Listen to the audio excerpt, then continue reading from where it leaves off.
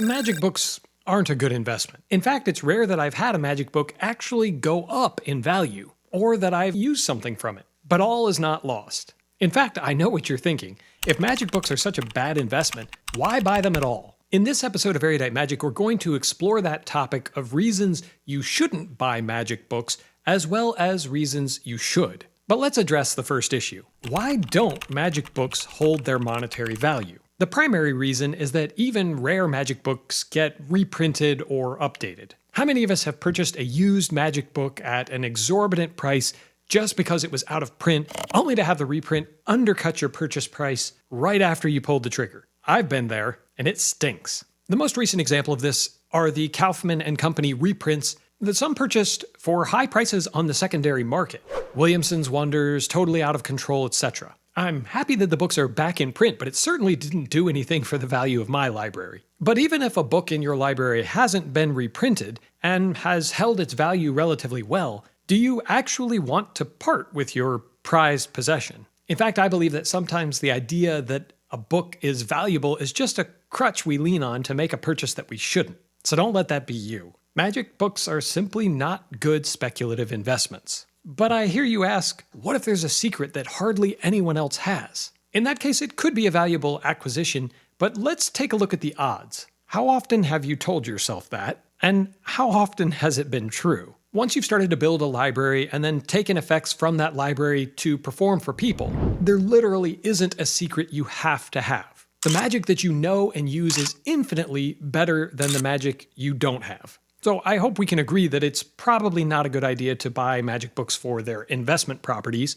or because we have FOMO. So what are some valid reasons to buy magic books? Before we get into that, let me give you one way that you can reduce your risk in buying these out-of-print magic books. And that's by paying a fair price by shopping with the sponsor of this week's episode, Don's Magic and Books. Don specializes in used and out-of-print magic books, and when you go to his website, you're likely to find some one-of-a-kind gems. But the best part about it is he never price gouges people. Don doesn't necessarily advertise this, but he usually does market research to determine what books have actually sold for, and then sells slightly below that number. This, of course, offers real value to you and me as consumers, and when you're buying over a certain threshold with his fast and free shipping, just makes it an unbeatable combination. Whether you're a lifelong customer of Don's Magic and Books or someone who's about to become a lifetime customer, use the link down in the description below to check out his website and what he has available right now. So why buy magic books at all? Reason number one is because you want to learn.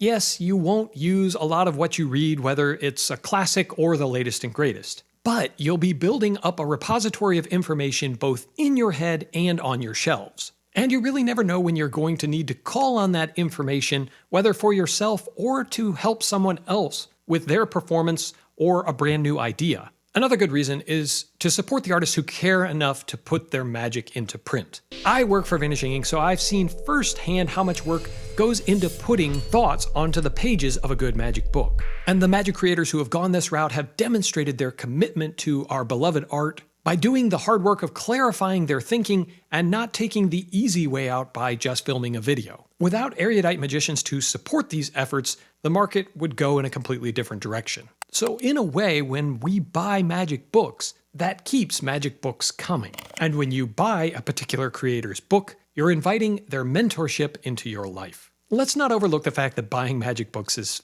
fun. There's very little that compares with the high of clicking through the checkout on a new magic book, especially one that you've wanted for a while. Not only that, it's fun to be part of the conversation of what's happening, and that typically only occurs when you've bought the product that people are talking about. And I think I'd be crazy not to admit that it's fun to discover secrets of both the things you wanted to know and even tricks you didn't even know existed. Plus, the next purchase could contain a secret that you'll actually use. Earlier in the video, I suggested that the track record for most of us isn't good. But that doesn't change the fact that it still might be worth the risk. Let's take this thought to an extreme. If you didn't own any magic books and never took the chance that one of them could give you performance material, you'd never be a magician with a library. And the reality is somewhere in the middle. You'll take more bets than directly pay off with usable material. But you know what? That's a bet I'll take almost every time. And you never know when your tastes will change. Sure, you may not perform coin magic right now, but you might want to later. it doesn't change the fact that you still think it's beautiful. Which brings us to the ultimate reason to buy magic books, because you love them.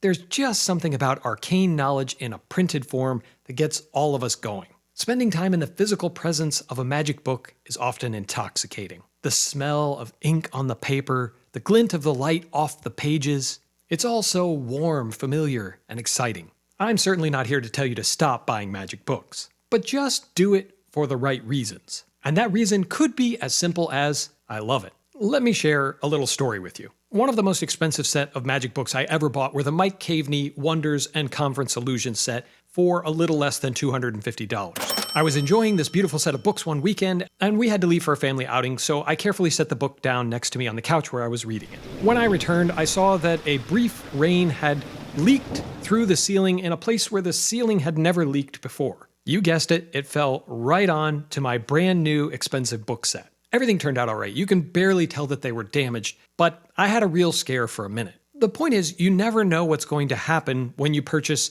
an expensive magic book or set. But if you buy it for the right reasons, not as an investment or because it's going to change your life, you never have to worry about it.